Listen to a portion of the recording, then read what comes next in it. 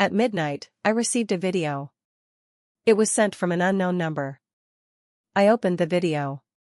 In the frame, men and women were dancing in the dance floor, and William's snow-white skin, which I had taken care of, was particularly striking in the crowd. He danced wildly to the rhythm of the music like a young master at a KTV. A girl pressed up against him, and he didn't refuse. Instead, he obediently let her climb onto his waist. As the music reached its climax, the girl pinched his chin. He smirked and leaned down. Without restraint, he kissed her. I know that girl, or rather, everyone in our circle knows her. She is William's first love, Carrie. I heard from friends that they were a model couple in college, often seen together on campus. I just don't know why it ended without a trace later on. At that time, I didn't pay much attention. I just thought of it as a fleeting crush from our student days. What does first love matter?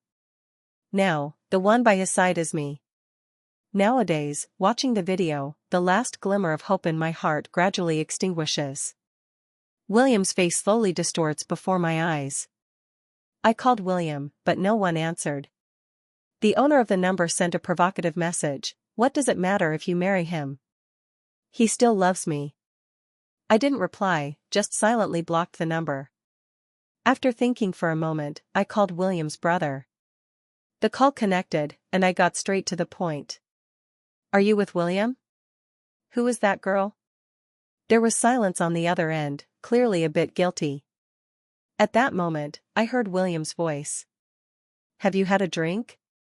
Who are you calling?" "It's about work." My brother lowered his voice and said, "I can't talk to you anymore, my phone is about to die." 10,000. I made my offer. "Impossible. What do you take me for?" 50,000, I want all the information on that woman. Then don't say it's me." I replied with an mm. The call ended, and my phone's notification sound quickly rang non-stop. Inside was another Facebook account of William's. An account I had never known about. I clicked in and found that he updated it quite frequently. Whatever we eat, wherever we go, and whatever books we read, we have to post about it.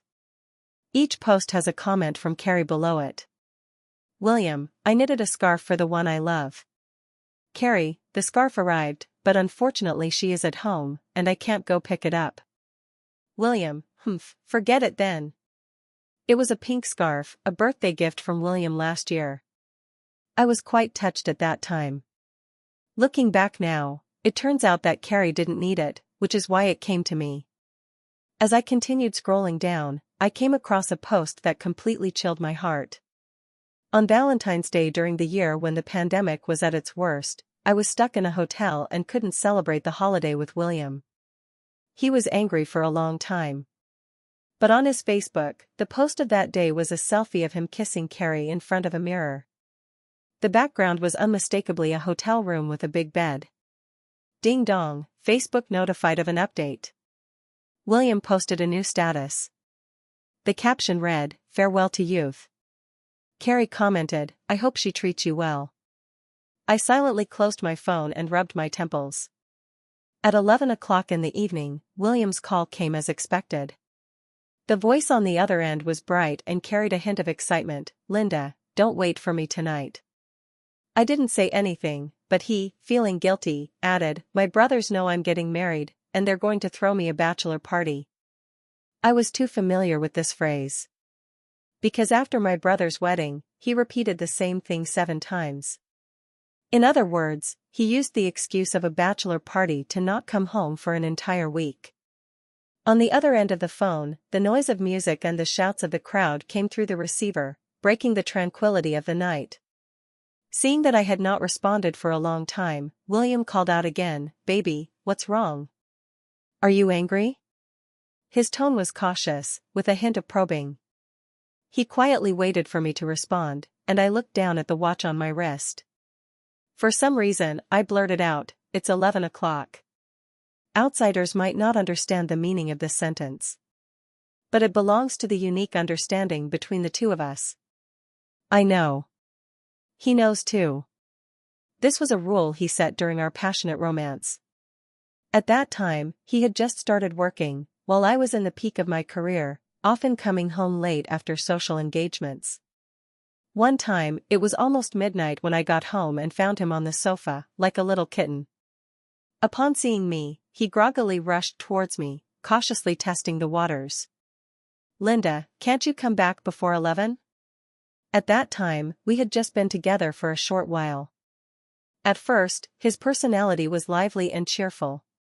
But because I often came home late, he became suspicious and sensitive. I looked at his wet eyes, with a hint of cream from the cake still lingering at the corner of his mouth. On his birthday, I really couldn't find the words to refuse, so I agreed. Within 2 weeks. During that time, he openly called me, "Linda, it's 11 o'clock, you should come home." His tone was like that of a little butler. Later on, when he said, "It's 11 o'clock, I would instinctively respond, "I should go home." This became our unspoken little game. It was precisely because we were too tacit that I suddenly realized this little game had stopped at some point. When exactly did it stop? This is the first time I began to ponder this question. Was it when he got promoted? Was it due to his frequent business trips? Or perhaps it was even longer ago. He hasn't said that phrase in a long time. As if he was certain I would return home on time. But there is one thing he might have forgotten. That was a privilege I granted him in a moment of weakness. I want to take it back, I can take it back at any time. William was stunned, clearly understanding what I meant, and paused for a moment. Until a woman's voice came from the other end of the phone, "William, hurry up, everyone is waiting for you." It was Carrie. Her voice grew closer, and as if realizing something, Carrie scoffed. "Not even married yet, and you're already checking up on him? Imagine how annoying it will be once you're married." William didn't say anything, and Carrie urged again, "Hurry up, it's truth or dare, everyone is waiting for you." William then spoke, his tone softening, carrying a hint of pleading. "Baby," I pinched the bridge of my nose, pulling back those exposed thoughts. "You don't have to come back anymore." William seemed a bit surprised, and then complained somewhat unhappily, "Baby, this is my last night of being single." He is blaming me. Blaming me for forcing him. But those who know us both understand that I have doted on him for 3 years, wishing I could pluck the stars from the sky for him. A week ago at a friend's wedding, the bride's friend teased me, "When are you planning to get married?" "Just wait a bit longer, no rush." "In 6 months. William and I almost spoke at the same time. William shot me a complaining glance, his expression full of reluctance. This attitude made the faces of everyone present look rather unpleasant. I looked at my friend's furrowed brow and added to myself, "Probably next half a year, preparing for a wedding is quite troublesome." Perhaps out of consideration for my feelings, William fell silent and did not argue further. But when we got home, he exploded at me. "Linda, why are you forcing me? I'm only 25. So what?" I glanced at him and found it amusing. We had been together for 3 years, and at the beginning, he always liked to hold my arm, looking at me with longing, saying he wanted to marry me soon. Even his birthday wish from 2 years ago was to marry me. Has he forgotten it in just a year? That argument ultimately led nowhere. It was just his one-sided outburst, and I simply felt exhausted. Looking at his stubborn expression, I really had no strength to argue about whether I was forcing him or not. William stormed out and didn't come back all night. I thought, that day, Carrie must have gone to find him. Otherwise, he wouldn't have told me the next day that he was going to some bachelor party. To this day, he is still attending bachelor parties. On the other end of the phone, Carrie was urging him urgently, and before I could say anything, William hurriedly hung up the phone. Until late at night, his message finally came through. "Baby, I love you the most, I'll be home tomorrow night." I once saw a saying online. When a man who hasn't returned home suddenly professes his loyalty to you late at night, it means the woman beside him has finished. Sure enough, I received a photo from another number. In the photo, William's cheeks were flushed, and his eyes were dazed. "And thank you for taking such good care of him." The other party's repeated provocations only seemed laughable to me. I closed my phone and didn't reply to William's message immediately. There are less than 6 months until my wedding date, and if I don't make my stance clear, he will definitely spend this time with his so-called bachelor party. To satisfy his own desires and to express his dissatisfaction with me. After 3 years of being together, he always feels that I can't live without him. But he is wrong. I have always been very clear-headed. No one cannot live without someone else. Marrying someone is not just about marriage. The reason it's him is simply because he looks good to me, so I keep him around. I spoil him as long as he obeys. If he cheats, I just replace him. Pick someone clean, obedient, and pleasing. It's that simple. William no longer clung to me without waiting for my reply like he used to. I looked at the time, it was 3 in the morning. I picked up my phone and replied to that message. What I mean by not needing a reply is that we are breaking up. A relationship needs to have a beginning and an end. It was I who proposed we be together, so it is only natural that I should be the one to say we are breaking up. I have given him chances, but he did not cherish them. I feel that I have been more than fair. My grandmother's health is deteriorating day by day, and I must go ahead with the wedding as planned. Since he can't do it, let's find someone else. I sent a message in the group, asking the sisters to help introduce some newcomers.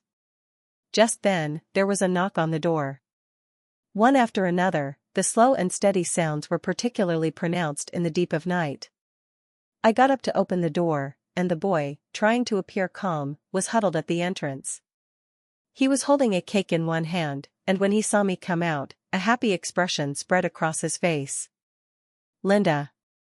His voice trembled, but his tone was very firm. Before I could speak, he earnestly continued, "I came to win you back, to be your boyfriend." The boy's voice floated into my ears with the night wind, along with a hint of alcohol. I remembered the first time I went home with William, when this boy stared at me intently. That gaze left me puzzled. I thought and thought again, confirming that I did not know someone like him. Now, I still confirm that before I met William, I had no intersection with the boy in front of me. But he stood in front of me and said, "Linda, think about me." I crossed my arms and looked at the man before me, whose build was much stronger than William's. "I haven't broken up with your brother yet." He lowered his head and leaned towards me, revealing a sharply defined face in my line of sight. Their eyes met, and he calmly stated a fact. "You're not even married." "We're planning to. Even if you get married, you can still get a divorce." I smiled, tilting my head to look at the man in front of me. "You really don't want your brother to be happy?" He fell silent, lowering his head, and murmured in an almost humble tone, "Consider me." A boy's fragility often makes women feel pity. But I know very well that beautiful flowers usually have thorns. Not to mention this one that came knocking at my door. I felt I couldn't grasp it. I wanted to refuse, but he didn't give me a chance to speak, shoving the cake into my hands. It was from that place I used to frequent in college. Just think about it. Just as I was at a standstill with him, William's phone call came through, the harsh ringtone sounding somewhat noisy in the deep night. I answered, and William's voice was no longer calm and composed. "What's wrong, baby? Did you misunderstand something?" "I'm coming home right now, we need to talk face to face." I remained silent. The boy in front took a step closer, the smell of alcohol mixed with the unique sandalwood scent emanating from him, drilling insistently into my nostrils.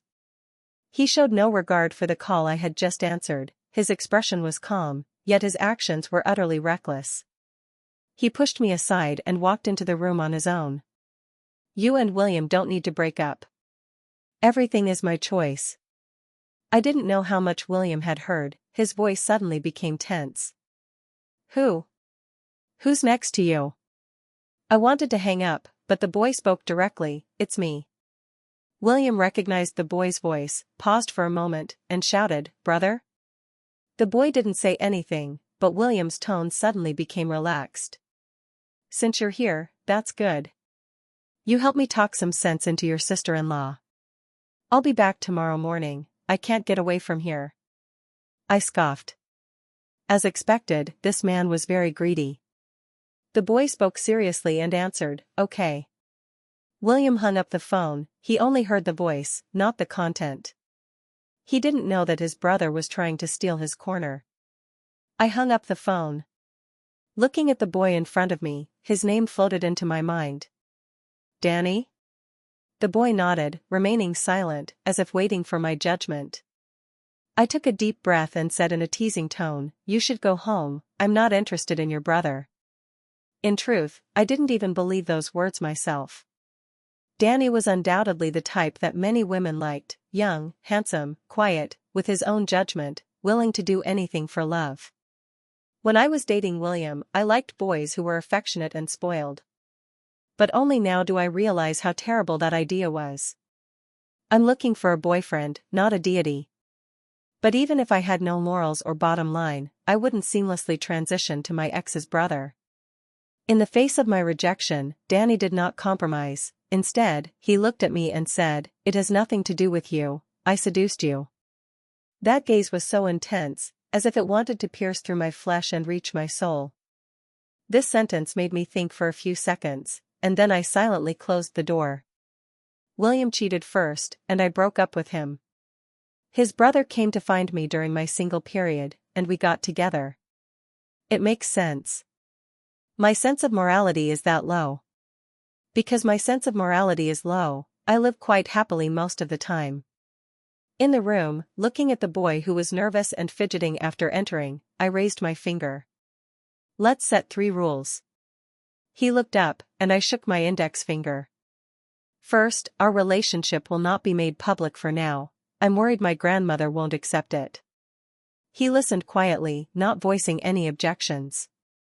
I extended my middle finger and continued, "Second, after my grandmother passes away, we will get a divorce."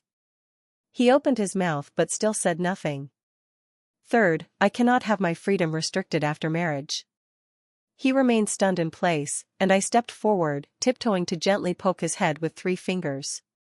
Thump thump, I don't know whose heartbeat was so loud, exposing the owner's heart completely. Danny's cheeks turned red, and he quickly reacted, forcing himself to appear calm. "I have a condition too, we must get married as soon as possible." "Okay." He was really anxious. Upon hearing my agreement, he immediately sat on the sofa and began looking at the wedding arrangements. His skilled demeanor made me curious. "Have you been preparing for a long time?" He shook his head, scrolling through his phone as he replied, "No." After a pause, he added, "I used to think about how to win you back." I smiled. I casually unwrapped the cake and sat beside him, watching him choose wedding scenes. "A fruit cake." I picked the mango off the top and set it aside. He casually grabbed it and stuffed it into his mouth, somewhat unclear. "Don't you like mangoes?" I thought for a moment.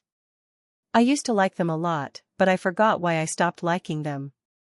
I nodded and made up an excuse. "I'm a bit allergic to mangoes."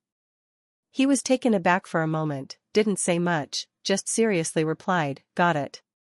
Then he naturally picked off the mango from the cake and lowered his head to carefully browse through wedding-related matters. This scene is a bit strange. At 3 in the morning, preparing for a wedding with my ex-boyfriend's brother. The more I think about it, the more absurd it seems.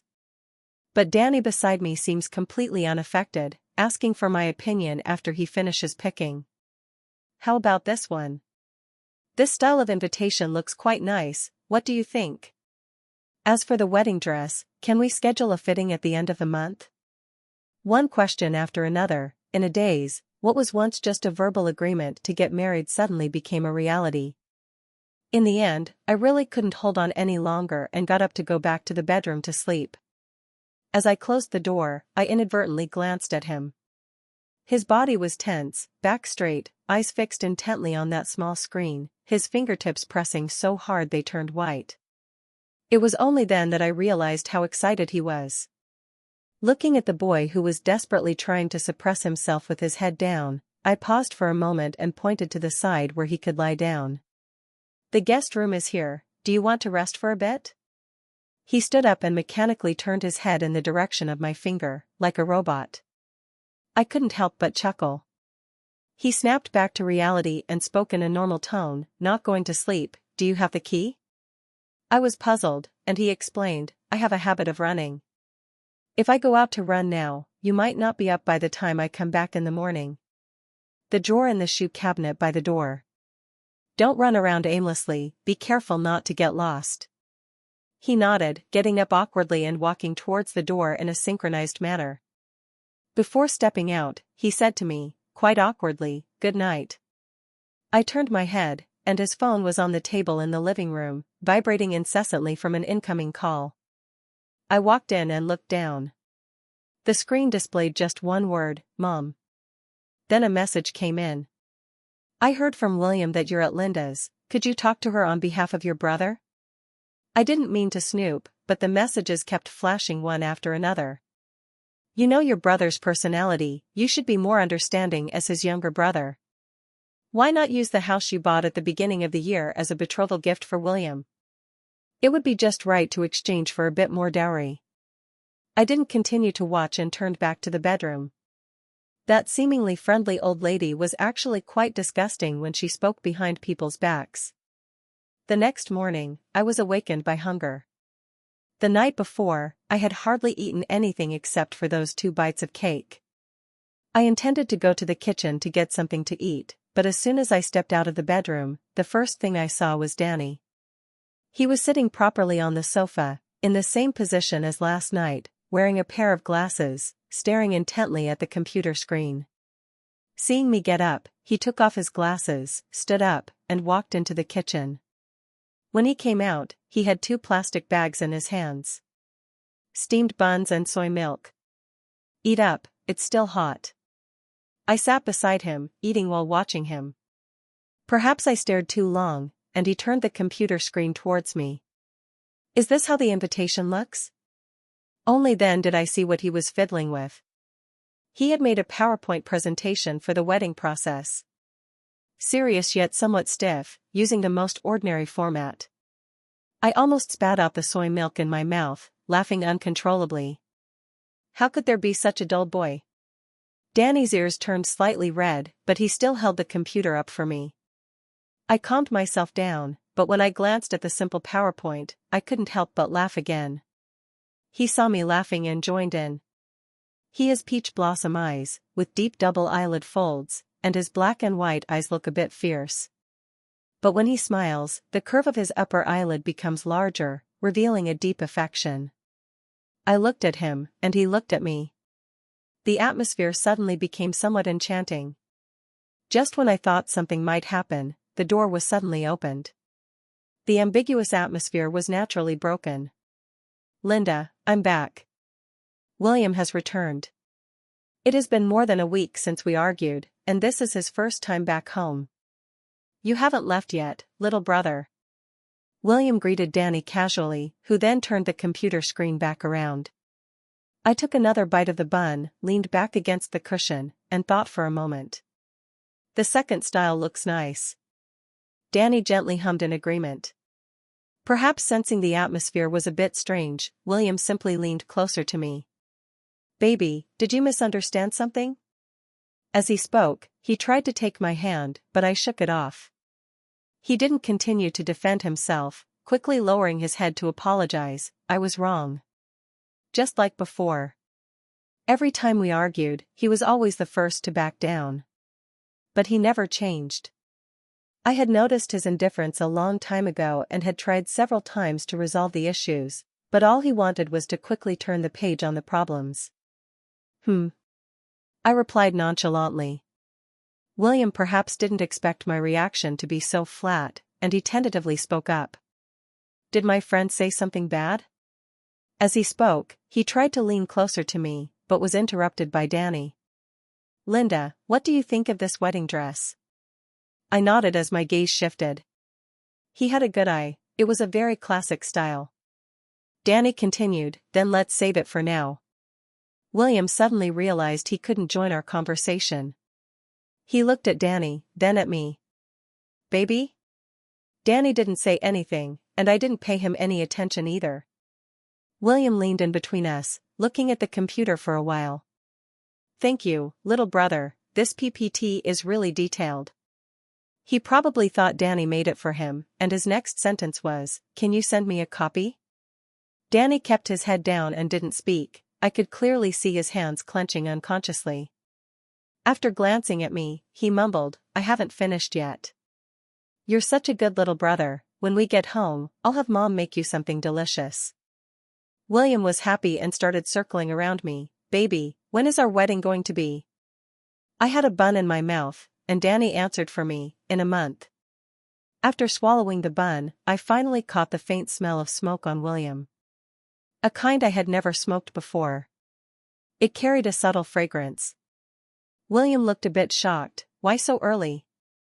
Still, it was Danny who answered for me, "It's better to settle it sooner."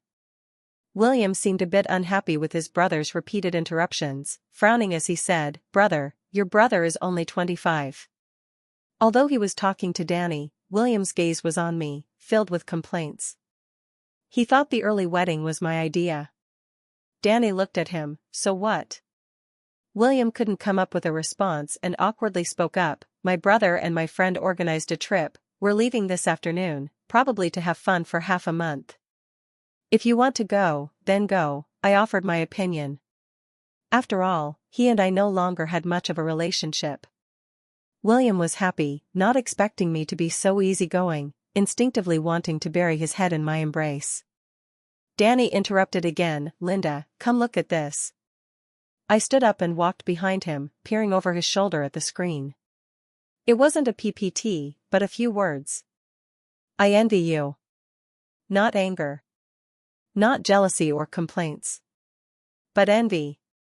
William had already gone inside to pack his things in preparation for departure. I turned and went into the kitchen, passing by the doorway when I heard him sending a voice message to his friend.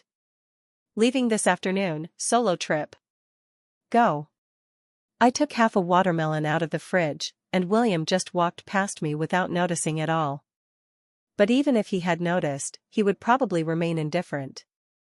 Between us, it's always me who indulges him. Danny put down his computer, stepped over to me to take the watermelon, skillfully cut it, plated it, and then took out grapes to wash. William was still on the phone, lowering his voice so I couldn't quite hear what he was saying. The air was filled with the fragrant scent of the freshly cut fruit. I couldn't guess what Danny was envious of. I could only comfort him based on my feelings. I pressed him down on the sofa and simply dropped a kiss near his lips. William packed his things and, before leaving, tilted his chin towards Danny and said, "Brother, please help me prepare for the wedding.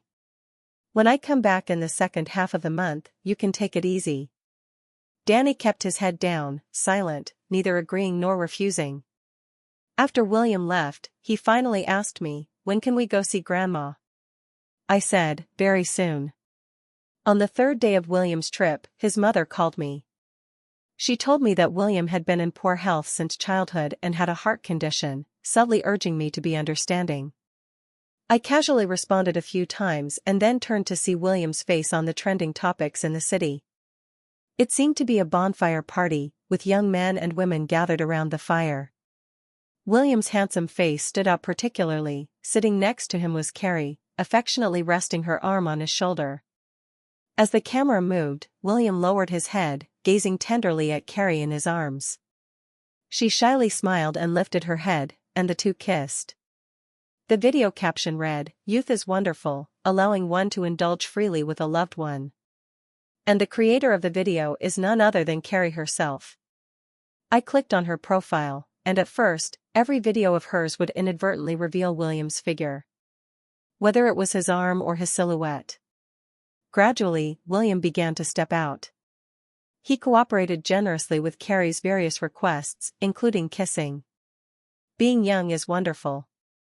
I not only sighed at this, but I also didn't have time to care about these trivial matters.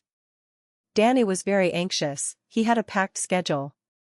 We needed to look at houses together, take wedding photos together, and also get our marriage certificate.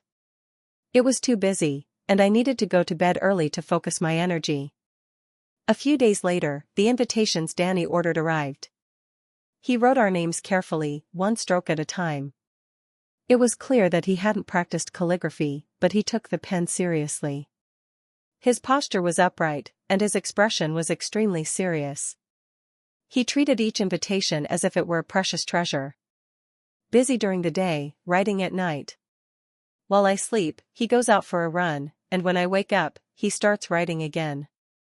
I wonder if he doesn't need to sleep. To avoid him collapsing in my house, I simply took him to see Grandma. Grandma's spirits have improved a lot compared to before, but she still doesn't recognize anyone.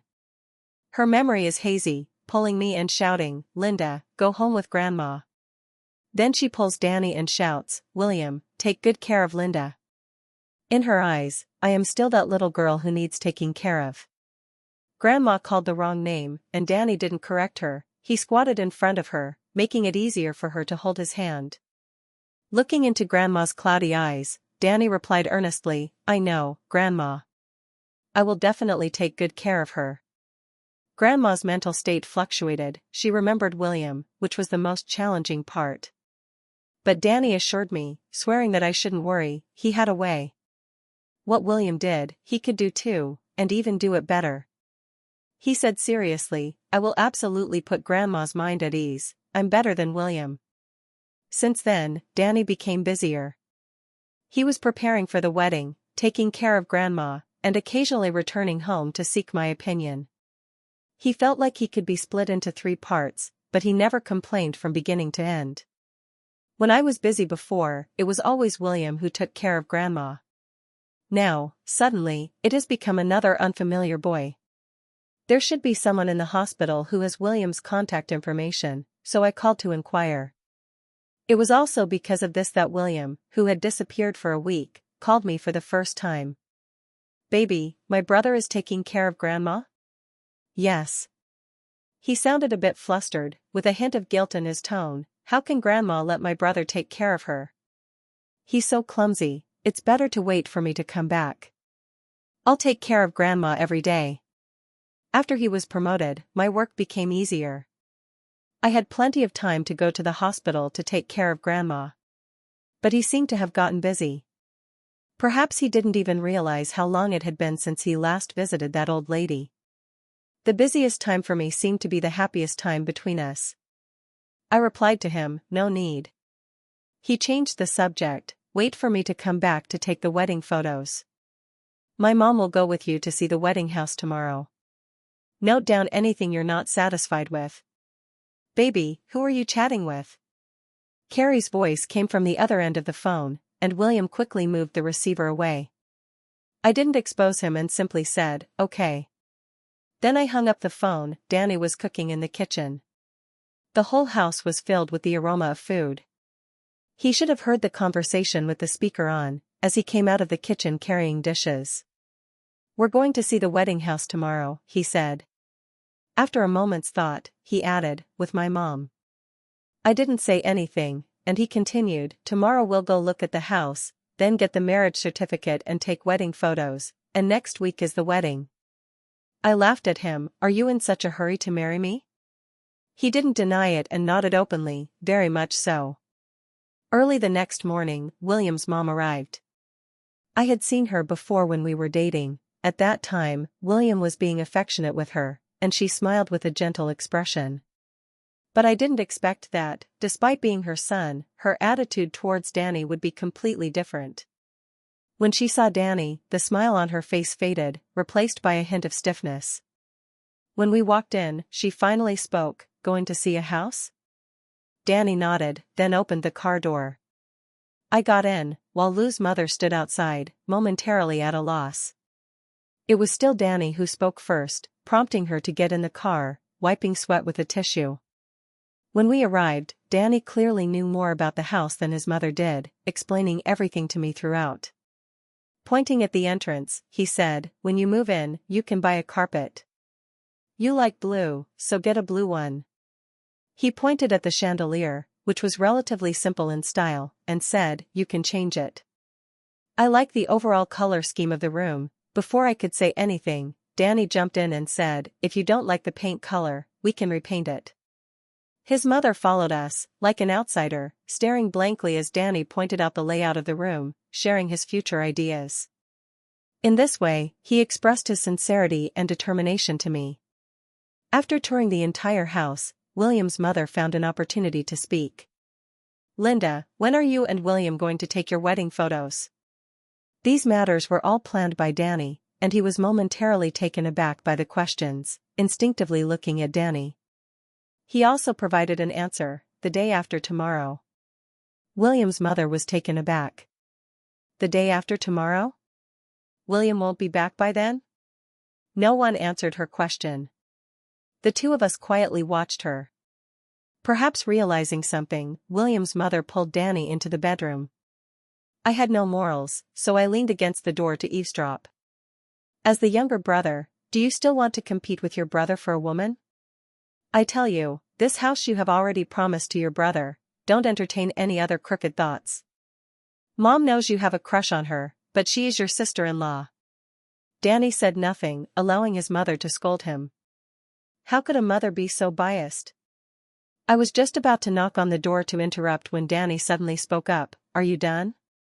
"Once you're done, I'm leaving." "Where are you going?" "To the hospital to take care of Grandma Linda." This sentence completely stripped away all pretense. "Danny." His mother's voice was sharp. "She's your sister-in-law." I heard Danny's response, his tone devoid of any fluctuation. That wouldn't last long. Soon, it was the day to get the marriage certificate. On that day, Danny unusually wore a suit and eagerly pulled me out the door. Before leaving, I received a call from William. He nervously started, "Baby, have you been watching videos lately?" "Yeah." Danny stood beside me, quietly waiting. I took a step forward, held his hand, and said to the person on the other end of the phone, "Is there something? If not, I'm going to get the marriage certificate." William paused, clearly aware of what had happened on the day we viewed the house. But his tone remained light. "Baby is joking again, I haven't gone back, how can I get the marriage certificate?" Stamping, taking photos. It was that simple to get it done. Only, the person in the photo wasn't William, who had been with me for 3 years, but Danny, whom I had known for less than a month. Danny held up the marriage certificate, taking photo after photo. After a long while, he finally put it away seriously, looking at those pictures over and over, murmuring softly, "Really? Really?" The wedding dress, Danny chose many, each one beautiful. I selected a set from among them. When the curtain opened, I thought that even if I wore the wedding dress, Danny would still have that calm demeanor. But at first glance, I saw his red-rimmed eyes. He looked at me in the wedding dress, suddenly raised his hand to cover his mouth, and tears streamed down his face. The sales assistant thoughtfully handed over a tissue, her eyes full of envy. "You two have such a good relationship." I took the tissue and wiped away Danny's tears. His tears were scalding, and he couldn't help but tremble slightly. Those drops of tears fell like vast oceans, striking my heart without deviation, causing a tsunami of emotions to surge within me. I thought to myself, I am about to break the first of our 3 agreements. The wedding photos turned out beautifully, except for Danny's red-rimmed eyes. After the shoot, he rubbed his phone while wiping his nose. I turned his head to face me and looked into his eyes, asking earnestly, "Do you have a crush on me?" He paused for a moment, then nodded openly in acknowledgement, "Yes, I do." Perhaps my words touched his emotional core again, as tears uncontrollably fell while he spoke. "I've had a crush on you for a long time," he explained through his sobs. "He knows I like you, so he approaches you. The way he pursues you is all written in my diary. Fruitcake, I know you like it. Inviting you to go for a walk in the countryside, to go skiing, those are all my ideas. He has suffered a lot of grievances. Enormous grievances." While I handed him tissues, I listened to his fragmented explanations. I didn't pay any attention to the phone ringing continuously. After receiving the wedding photos, I posted on Facebook. "Married." Accompanied by 2 photos. One is a photo of Danny looking at me, his eyes red, and the other is the marriage certificate with a red background, which reads, Linda, Danny. I didn't go home. Instead, I followed Danny to his house. After entering, perhaps realizing his loss of composure, he lowered his head and dared not look at me. I went to take a shower, and when I came out, I saw him placing the marriage certificate neatly in the center of the living room display case.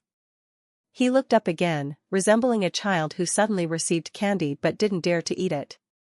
When he saw me come out, he turned his head, his expression indescribably complex. Linda.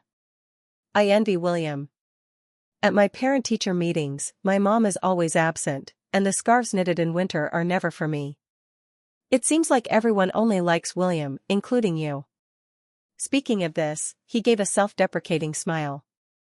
Since I was young, whatever I liked, William would take it away. I adopted a stray cat, and within 3 days, the cat's corpse appeared in the trash can.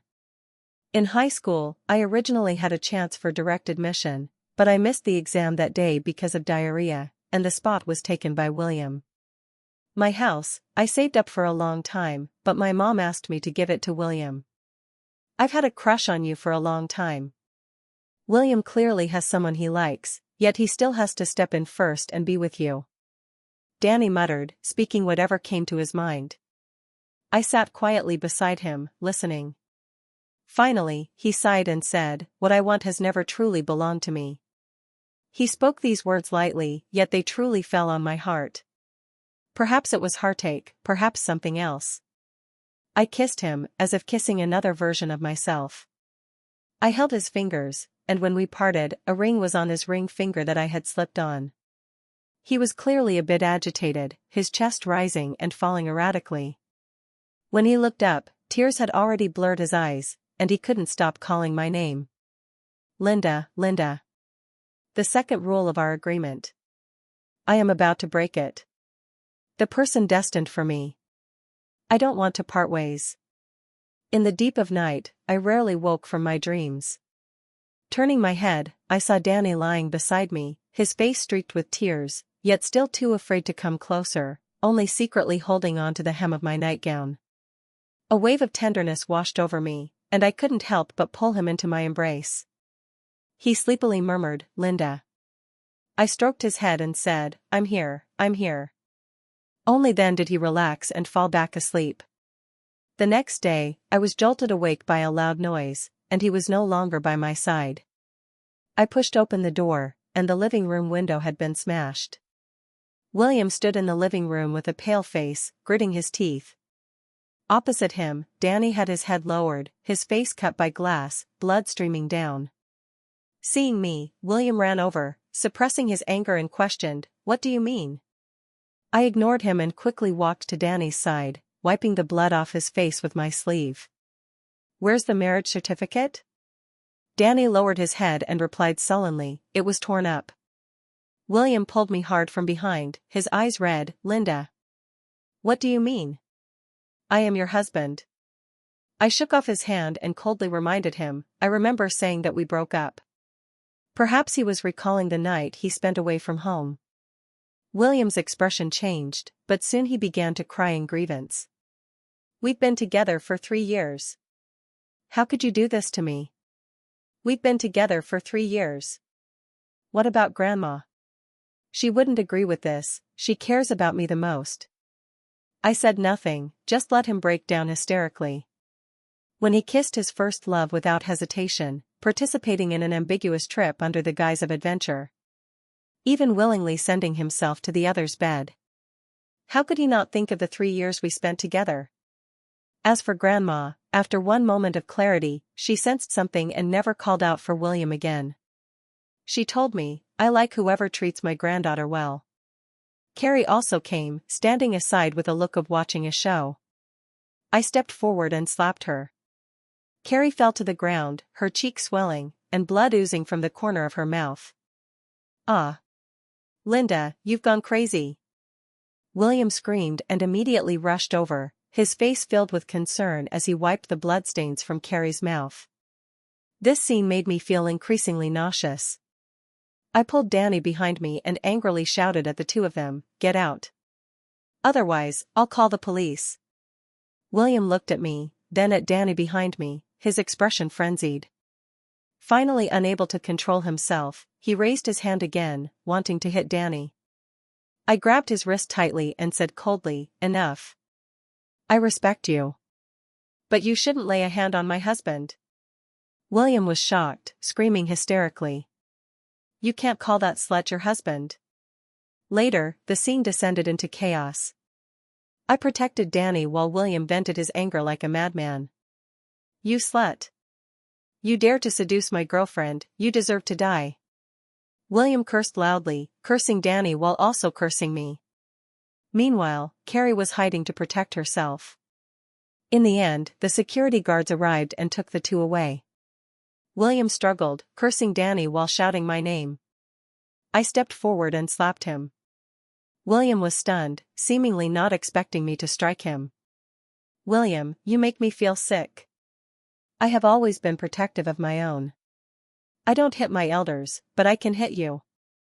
Carrie opened her mouth, as if she wanted to say something more, but under my warning gaze, she lowered her head and silently followed me out. The farce ended, and Danny silently cleaned up the broken glass on the floor. He carefully found the marriage certificate among the shards and glued it back together, as if piecing together his shattered self. I walked over, and he looked up, his eyes misty. "Linda, I have no home anymore." I squatted down and patted his head. "It's okay, from now on, I'll give you a home."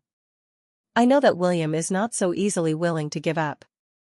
The night before the wedding, I made some preparations. The wedding went ahead as planned. We invited friends and held a lively ceremony together. Grandma sat in the rocking chair, holding my hand and calling out Linda, then holding Danny's hand and calling out Danny. This went on repeatedly. Danny patiently responded each time. Grandma smiled, and I smiled too. In this world, Grandma is the person I worry about the most. I'm concerned that she might harbor resentment because Danny is William's brother. But fortunately, Danny did indeed live up to what he said back then. Grandma really likes him. The uninvited guest arrived quickly. William and his mother appeared at the wedding with red eyes, and Carrie followed closely behind, her expression resembling that of a warrior ready to charge for her beloved. "Baby." As soon as William spoke, Carrie pointed at my nose and declared with righteous indignation, "Linda. Are you even human? William loves you so much, yet you turn around and marry his brother. You are simply violating ethics." It turned out she was aware of moral principles. I scoffed. "I violate ethics? What about you, with a husband, seducing someone else's fiancé?" Carrie's face fell, and she warned in a low voice, "Don't say such things." I couldn't be bothered to deal with this clown, but William's mother reached out and grabbed my arm. "Linda, Auntie knows you're just being impulsive." William's mother was playing the good person again. "How about this, you first have the wedding with William, and later you can get a new marriage certificate. Isn't it better for the young couple to live a stable life?" Danny's face turned pale beside us. I gave him a reassuring smile. Turning back, I shook my head at the three people in front of me. I didn't want to make things too ugly, but since you insist on causing trouble at my wedding, don't blame me for being rude. I made a gesture to my best friend, who immediately understood. One of them took my grandmother upstairs to rest, while another plugged the prepared USB drive into the computer. "Ladies and gentlemen, let us witness together." Amidst the astonished gazes of the crowd, the wedding venue's display screen dimmed, and then the images began to flicker. That was the video from the bachelor party. Under the flashing red and green lights, a drunken William was passionately kissing Carrie, his arm around her neck. The people nearby were cheering. "Kiss. Kiss. Oh. This is true love." After a long while, the two reluctantly parted, and William looked at the camera, raising his glass and shouting, "Cheers to youth. Cheers to youth." In stark contrast to the lively scenes in the video, the wedding venue was now so quiet that one could hear a pin drop. I stood to the side, expressionless, watching this scene unfold. Watching William and his mother turn pale, their lips trembling and their bodies shaking. Whether the people around were mocking or just enjoying the spectacle. I don't care. I am not the one who betrayed love, nor am I the one who is unfaithful to my partner. I am not afraid of people knowing. The scene moves on to the photos and videos Carrie sent me. Turn it off. Turn it off. Looking at himself on the big screen, William finally came to his senses. But no one paid him any attention. He looked at me, tears streaming down his face. Linda, please, can you turn it off? I spoke while pulling Danny back, as several close friends stepped forward to escort Lou's mother away. The center of the venue was left for William and Carrie. To youth. I raised my glass. To youth. Several good friends responded enthusiastically. Wishing them 100 years of happiness. 100 years of happiness. I stepped forward and poured the wine from my glass over the top of William's head. Are you satisfied now? This is the youth, love, and freedom you have been pursuing, isn't it? William trembled all over, unable to say a word. I looked on coldly, feeling no sense of revenge, only sadness. In the past, if he shed a single tear, I would feel heartbroken for a long time. Now it has nothing to do with me. I simply held Danny's hand and said with some guilt, I'm sorry for not informing you in advance. It's okay, Danny shook his head, I just want to marry you, everything else doesn't matter. Not long after the wedding, William came knocking again. He stood at the door, his eyes red and swollen. Baby, if I hadn't gone to that bachelor party, we would have gotten married. I completed his sentence. He stood there, stunned, not knowing what to think. I continued, after marriage, you'll have countless reasons to attend various parties and then cheat. In the end, the result won't be much different from now. How can you be sure that I'll cheat after marriage? William looked displeased. I looked at him, my tone flat, because the fact is you cheated on the night of the bachelor party. Avoiding it once will only lead to another time. Just then, Danny called out softly from behind me, holding a freshly cooked dish, wife, come try the new cuisine. William crossed over me and shouted at Danny, do you think she will like you for long? After 3 years of our relationship, she still just left without a word. Danny ignored him and simply said, my wife and I are going to eat. Then he gently closed the door. Before going to bed at night, I asked him, how long do you think we can last? He kissed the corner of my mouth. What you taught me belongs to me, and I must hold on tightly. I know that the so-called rules I set back then are now completely null and void. But I am willing. After that, Danny and I discussed and chose a small house again. To avoid being disturbed by life all the time. From friends, I heard about William and Carrie, intentionally or unintentionally. The wedding video was captured by a well-meaning person. William has become a hot topic in various WeChat groups and short video platforms, to the point where he could be spat on just for being recognized while walking down the street. Lou's mother had no choice but to move him to another city. As for Carrie, after the video was exposed, her current boyfriend decisively broke up with her. But that boy's brother was no pushover. After seeing the video, he immediately called a few strong men to teach her a lesson. Her workplace also dismissed her for misconduct. One could say that, compared to William, she is more like a rat crossing the street. But I no longer care about any of this. Since heaven has given me a second chance, I must not let it go to waste. I will continue to believe in love.